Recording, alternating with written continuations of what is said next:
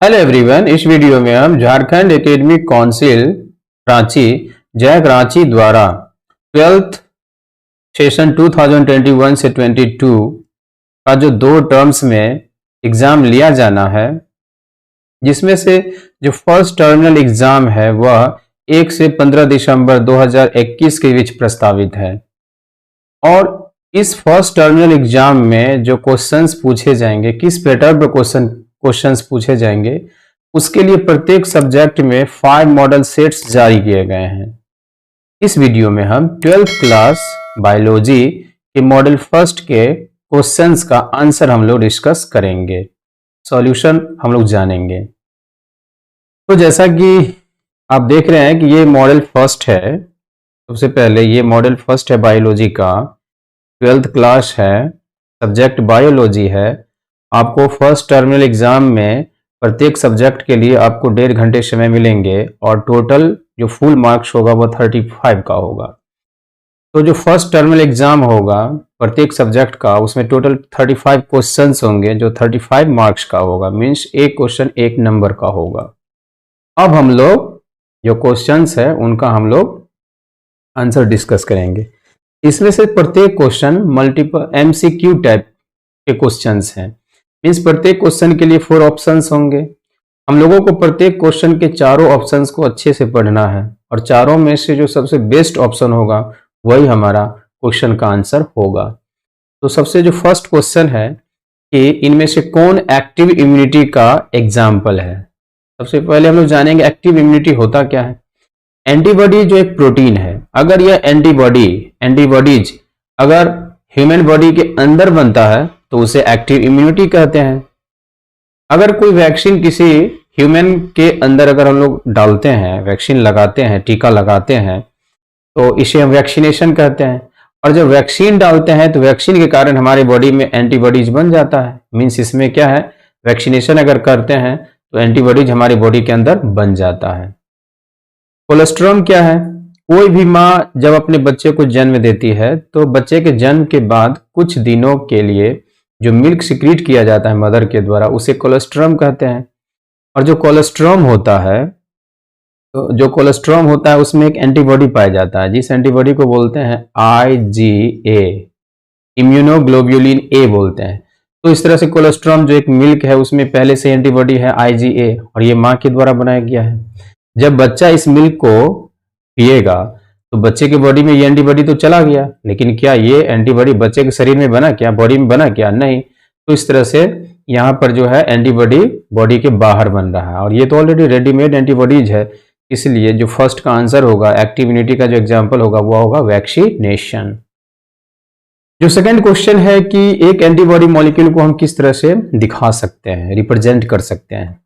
तो एंटीबॉडी एक protein molecule है और प्रोटीन मॉलिक्यूल है तो अमीनो एसिड्स के बने होंगे और अमीनो एसिड्स के जो एक लीनियर चेन होते हैं उसे पॉलीपेप्टाइड कहते हैं। तो जो एंटीबॉडी होता है उसमें टोटल 4 पॉलीपेप्टाइड्स होते हैं। 2 स्मॉलर को बोलते हैं या 2 छोटे को बोलते हैं लाइट चेन, 2 बड़े साइज या 2 जो जिसका मॉलिक्यूलर वेट ज़्यादा होता है उसे बोलते हैं, या बड़े साइज के जो होते हैं पॉलीपेप्टाइड या पॉलीपेप्टाइड चेन उसे बोलते हैं हैवी। तो इस तरह से एक एंटीबॉडी में 2 लाइट चेन होते हैं, मीन्स 2 छोटे पॉलीपेप्टाइड, और 2 हैवी चेन होते हैं, मीन्स 2 बड़े पॉलीपेप्टाइड। इस तरह से एक एंटीबॉडी मॉलिक्यूल को H2L2 के रूप में रिप्रेजेंट करेंगे। जो ऑर्गेनिज्म डिजीज कॉज करता है उसे पैथोजन कहते हैं। और जब पैथोजन बाहर से हम लोगों के बॉडी के अंदर आता है तो हमारे बॉडी में एक सिस्टम है जिसे इम्यून सिस्टम कहते हैं, वह पैथोजन से फाइट करता है, लड़ता है।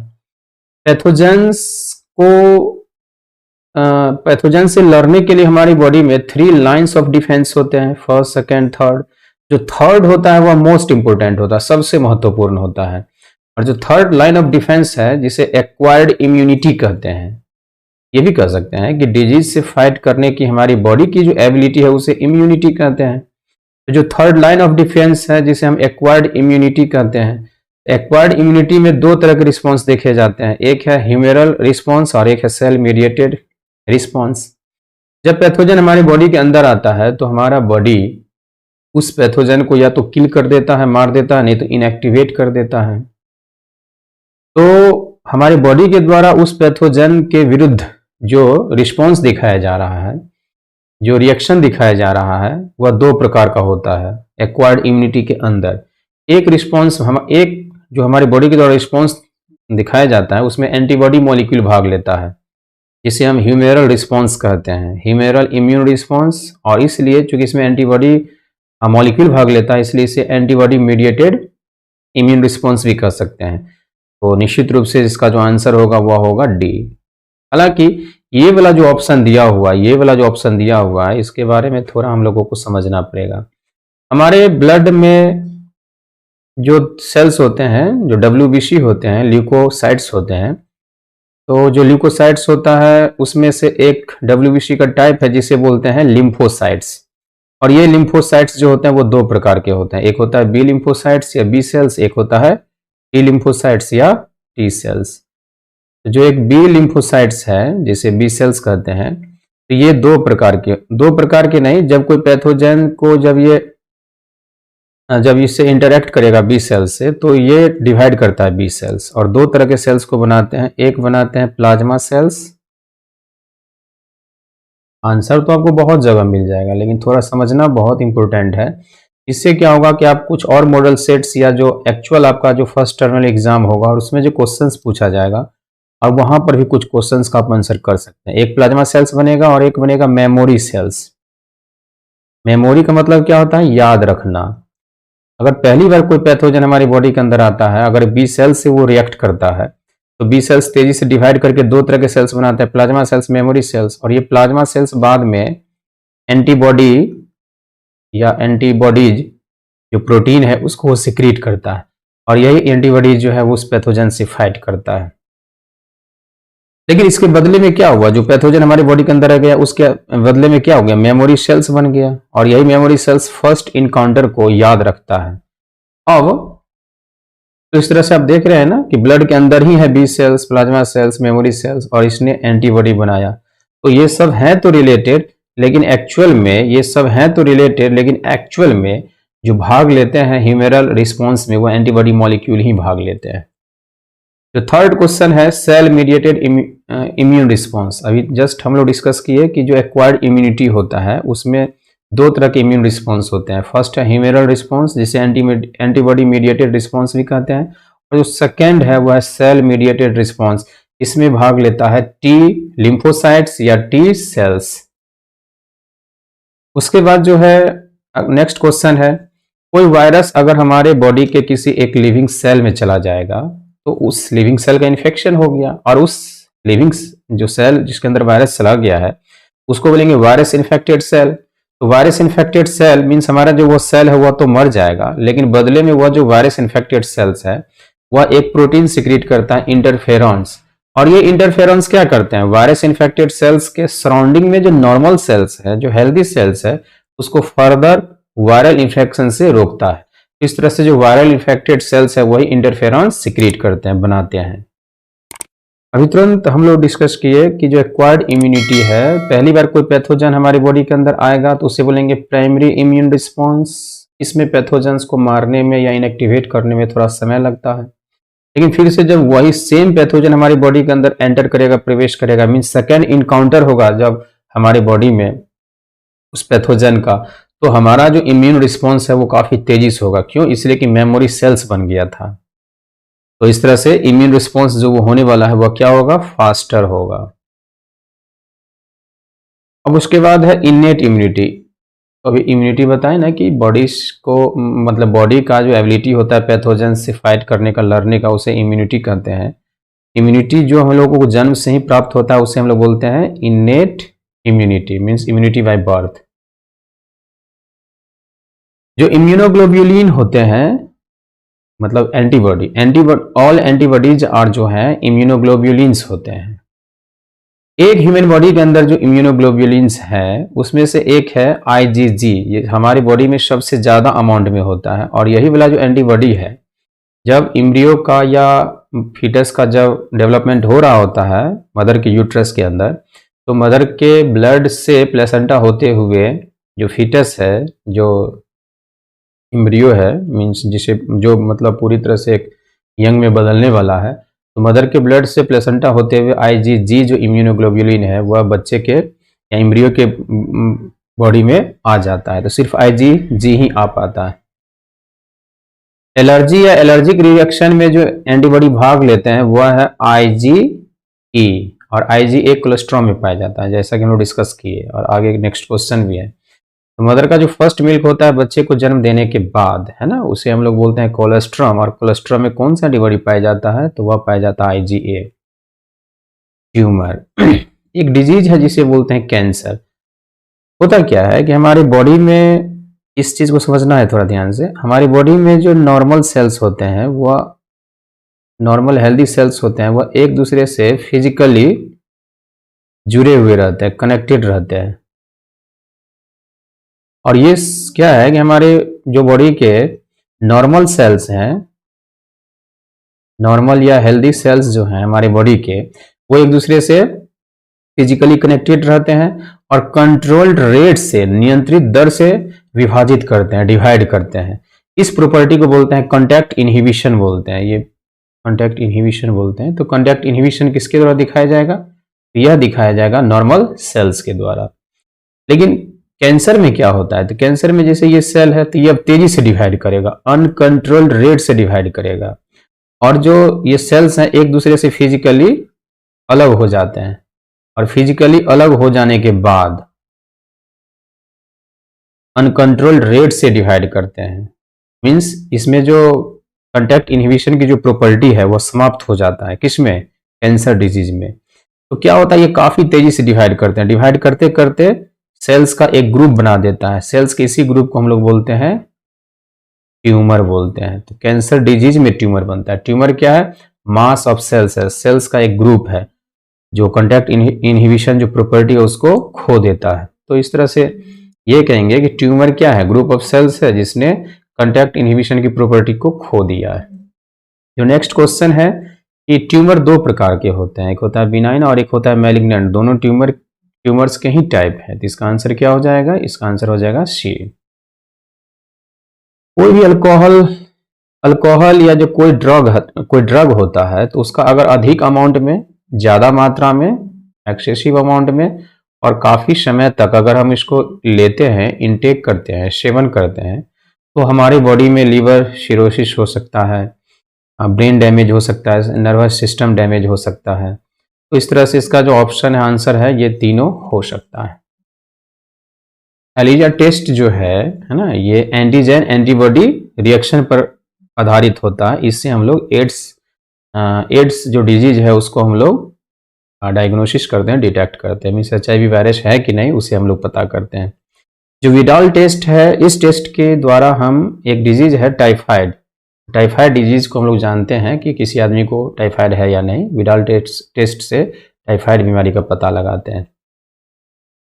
DNA फिंगरप्रिंटिंग किस प्रिंसिपल पर आधारित है। कोई भी दो आदमी, कोई भी 2 पर्सन जो होते हैं उनका DNA लगभग एक जैसा होता है। DNA में न्यूक्लियोटाइड का एक खास सीक्वेंस होता है। DNA में न्यूक्लियोटाइड का एक खास सीक्वेंस है। जैसे अगर मान लेते हैं कि ये DNA है एक आदमी का, ये DNA है दूसरे आदमी का, तो इस DNA में एक छोटा सा हिस्सा एक आदमी का और ये DNA का एक छोटा सा हिस्सा दूसरे आदमी का जो होता है, सिर्फ यही पर दो आदमी का DNA एक दूसरे से अलग होता है, और यही इसी पार्ट का DNA फिंगरप्रिंटिंग में यूज किया जाता है, जिसे VNTR कहते हैं।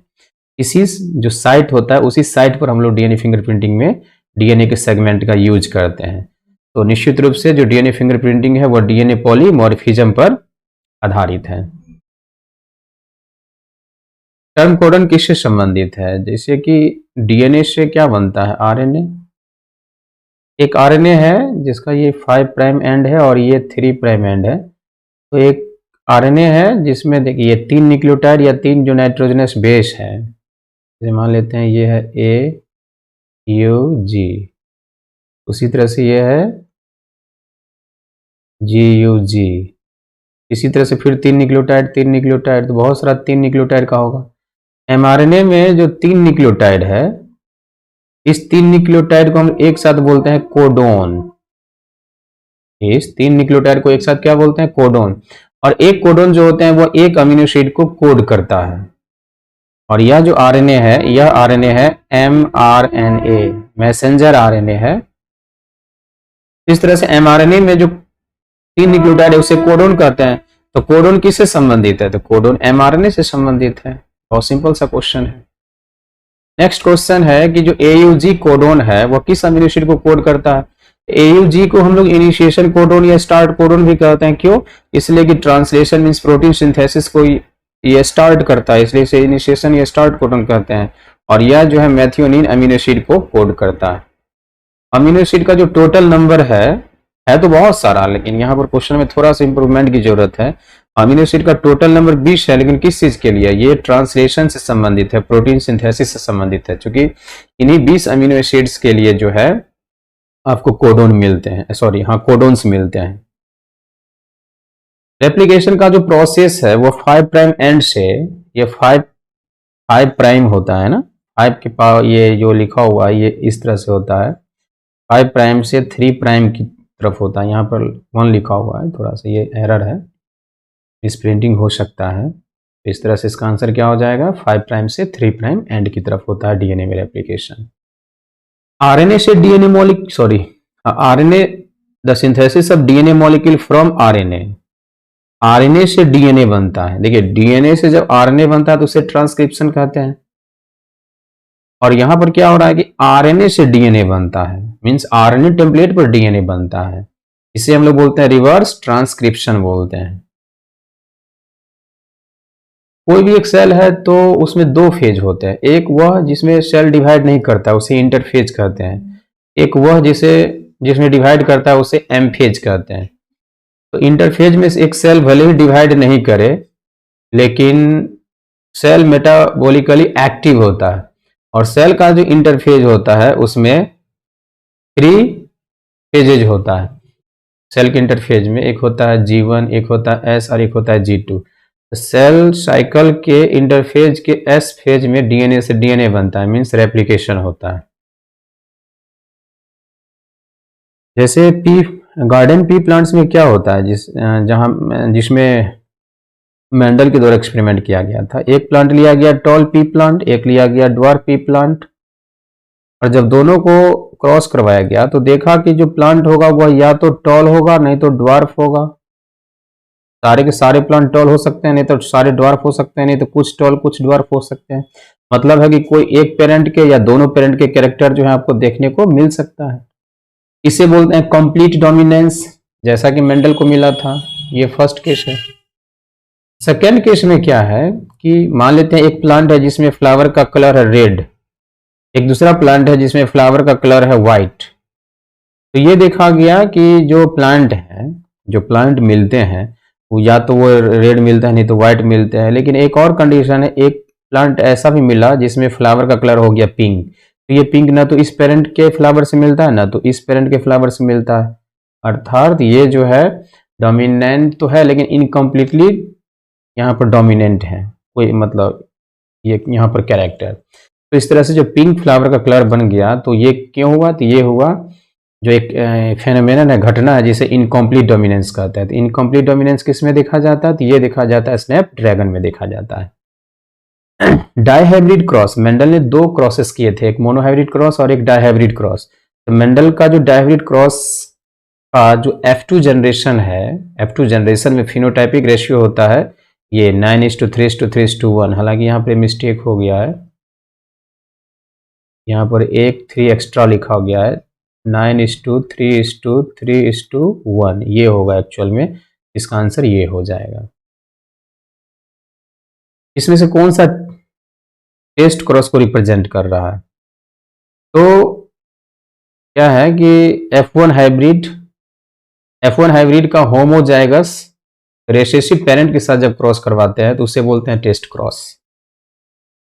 एक जीन एक कैरेक्टर को कंट्रोल करता है, लेकिन कभी कभी क्या है कि एक जीन एक से अधिक कैरेक्टर को भी कंट्रोल कर सकता है, और इसी फेनोमेनन को बोलते हैं प्लियोट्रॉफिज्म, है ना। तो इस तरह से इसका आंसर क्या हो जाएगा? डी हो जाएगा। जितने भी ऑर्गेनिजम्स हैं उनका जेनेटिक मटेरियल डीएनए है, लेकिन कुछ वायरस का जेनेटिक मटेरियल आरएनए भी होता है। इस तरह से कौन सा जेनेटिक मटेरियल है? तो आपका आंसर हो जाएगा डीएनए भी हो सकता है, आरएनए भी हो सकता है, ए और बी दोनों हो सकता है। मेंडल के मोनोहाइब्रिड क्रॉस में एक लॉ है, जिस लॉ को बोलते हैं लॉ ऑफ सेग्रीगेशन। जब आप पढ़ेंगे तो वहां पर आप समझ पाएंगे, इसमें थोड़ा टाइम लग जाएगा। लॉ ऑफ सेग्रीगेशन को ही बोलते हैं प्यूरिटी ऑफ गैमिट्स कहते हैं। लॉ ऑफ सेग्रीगेशन को ही बोलते हैं purity of gametes. Placenta pregnancy के दौरान एक टेम्पोररी एंडोक्राइन मल्टीसेलुलर स्ट्रक्चर है और इसके द्वारा जो है ये सारे प्रकार के हार्मोन सिक्रीट किए जाते हैं, एस्ट्रोजन, प्रोजेस्टेरॉन, रिलैक्सिन, एससीजी। इसका आंसर क्या हो जाएगा? All of the above. DNA कैसा होगा? डीएनए का स्ट्रक्चर कैसा होगा? तो डीएनए के स्ट्रक्चर के लिए एक मॉडल दिया गया, डबल हेलिक्स मॉडल, और इस मॉडल के अंदर डीएनए के स्ट्रक्चर किस तरह के होंगे ये इन सारी बातों को बताया गया है। तो डबल हेलिक्स मॉडल जो डीएनए का है स्ट्रक्चर के लिए किसके द्वारा दिया गया था? 1953 में वाटसन एंड क्रिक के द्वारा दिया गया था। जो मलेरियल पैरासाइट होते हैं उससे बोलते हैं प्लाज्मोडियम। प्लाज्मोडियम को ही बोलते हैं मलेरियल पैरासाइट। तो प्लाज्मोडियम का जब लाइफ साइकिल देखेंगे तो उसमें कई स्टेजेज है। एक स्टेज है जिसे हम लोग बोलते हैं स्पोरोजोइट, स्पोरोजोइट बोलते हैं। तो जब प्लाज्मोडियम हमारे बॉडी के अंदर जब एंटर करता है, प्रवेश करता है, तो उसे बोलते हैं स्पोरोजोइट। निश्चित रूप से जो प्लाज्मोडियम या मलेरियल पैरासाइट का जो इन्फेक्टिव स्टेज है वो क्या होगा? स्पोरोजोइट ही होगा। जो मलेरियल पैरासाइट प्लाज्मोडियम है उसमें दो स्टेजेज होते हैं, एसेक्सुअल और सेक्सुअल स्टेज। सेक्सुअल स्टेज किस में होता है? तो ये होता है मॉस्किटो में। कोई भी वह चीज, सब्सटेंस जिससे कैंसर हम लोगों में होता है या कैंसर के लिए रिस्पॉन्सिबल है उसे हम लोग बोलते हैं कार्सिनोजेंस। कौन सा वह प्लांट है जिसमें वाटर के द्वारा पॉलिनेशन नहीं होता है? तो यह जरूरी नहीं है कि जो भी प्लांट्स वाटर में हो उसमें वाटर के द्वारा पॉलिनेशन हो, मींस पॉलिनेटिंग एजेंट वहां पर वाटर हो, यह जरूरी नहीं है। वेलिस्नेरिया है, हाइड्रीला है, जो अस्टेरा, इनमें होता है वाटर के द्वारा पॉलिनेशन, लेकिन वाटर लिली वाटर में जरूर रहता है, लेकिन यहाँ पर वाटर का कोई रोल नहीं है पॉलिनेशन होने के लिए। जो विंड पॉलिनेटेड फ्लावर्स होते हैं या एयर पॉलिनेटेड फ्लावर्स होते हैं उनके जो पॉलिन ग्रेन्स होते हैं वो लाइट होते हैं, हल्के होते हैं, पाउडर की तरह होते हैं और नॉन स्टिकी होते हैं, मतलब चिपचिपा नहीं होता है। क्यों? इसलिए कि जब स्टामेन के अंदर से पॉलिन ग्रेन्स निकलेंगे तो उनको एयर में उसको स्विम करना है, आगे बढ़ना है। अगर वो चिपचिपा होगा तो किसी सरफेस से चिपक जाएंगे तो वो फिर जो टारगेट प्लांट है उनके पिस्टिल के स्टिग्मा तक नहीं पहुंच पाएगा। इसलिए एयर या विंड पॉलिनेटेड फ्लावर्स के जो पॉलिन ग्रेन्स होते हैं वह नॉन स्टिकी होते हैं। तो इस तरह से हम लोगों ने बायोलॉजी के फर्स्ट मॉडल सेट को हम लोगों ने डिस्कस कर लिया।